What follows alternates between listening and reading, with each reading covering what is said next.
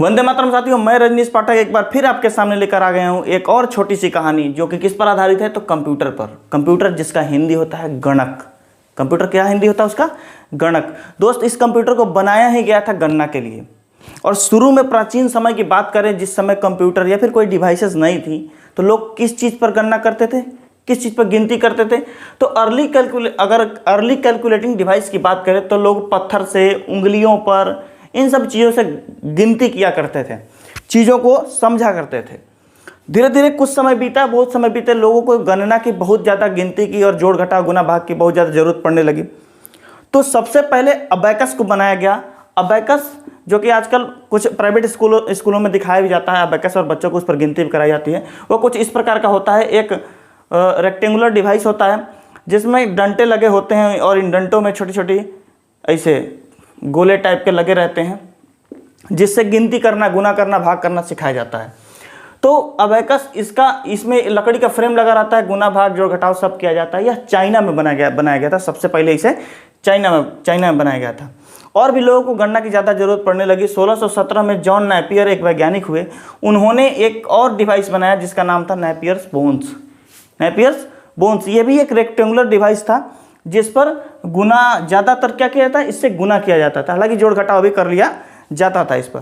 थोड़े से और लोग आगे बढ़े, और भी लोग जानना चाहे तो 1642 की बात है। ब्लेज पास्कल, एक वैज्ञानिक हुए ब्लेज पास्कल, इन्होंने पास्कलाइन कैलकुलेटर बनाया। कौन सा कैलकुलेटर बनाया? तो पास्कलाइन कैलकुलेटर बनाया। और इन्होंने क्या किया कि इसमें ये जो बनाया था एक बक्से की तरह बनाया था, एक बक्से की तरह, जिस पर गोला गोला सा लगाया था। और उस पर क्या दिया था? उस पर कि वो घूम घूम के बताएगा कि वह कैसा काम करता है, ये कैसे अंक, इस पे अंक लिखे रहते थे। तो चलिए अब आगे बात करते हैं। अब चार्ल्स बेबेज की, जिसके बारे में आप लोग जानते हैं कि उन्हें कंप्यूटर का पिता कहा जाता है, उन्होंने क्या अपना कंट्रीब्यूशन दिया इस क्षेत्र में, उस बारे में बात करते हैं। तो 1822 में चार्ल्स बेबेज, इन्होंने एक डिवाइस बनाया जिसका नाम रखा इन्होंने डिफरेंस इंजन। यह एक फर्स्ट डिवाइस था, ऐसा पहला डिवाइस था जो ऑटोमेटिक कैलकुलेटर का काम कर रहा था। लेकिन कंप्यूटर की तरह इसमें कोई विशेषताएं उतनी नहीं थी। इन्होंने और प्रयास किया और 1837 में चार्ल्स बेबेज ने एक और डिवाइस बनाया जिसका नाम रखा एनालिटिकल इंजन। और नाम भी जायज़ था, क्योंकि यह एनालिटिकल था ही, एनालिसिस कर लेता था। और ये पहला ऐसा डिवाइस था जो कॉम्प्लेक्स कैलकुलेशन कर ले रहा था, मतलब मल्टीप्लिकेशन भी कर ले रहा था, डिवीजन भी कर ले रहा था, ये कॉम्प्लेक्स काम वो कर ले रहा था। और इस वजह से यह एक साधारण कंप्यूटर की तरह था जो कि चार्ल्स बेबेज के द्वारा बनाया गया था। इसमें कुछ क्षमताएं थी। क्षमता क्या थी?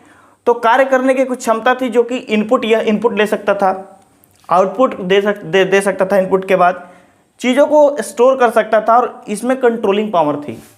इन सब चीज़ों में इस चार्ल्स बेबेज के द्वारा इस तरह से कंप्यूटर को अंतोंत बना लिया गया और एक साधारण सा कंप्यूटर बनाया गया, इसलिए उन्हें कंप्यूटर का पिता भी कहा जाता है।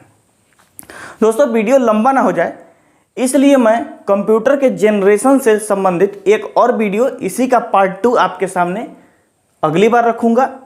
तो मिलते हैं हम अगले वीडियो में। वीडियो अच्छा लगा हो तो वीडियो को लाइक करें, चैनल को सब्सक्राइब कर दें, ताकि मैं इसी तरह का वीडियो आपके सामने लाता रहूं और आपको जानकारियां मिलती रहें। तो मिलते हैं अगले वीडियो में। वंदे मातरम। धन्यवाद।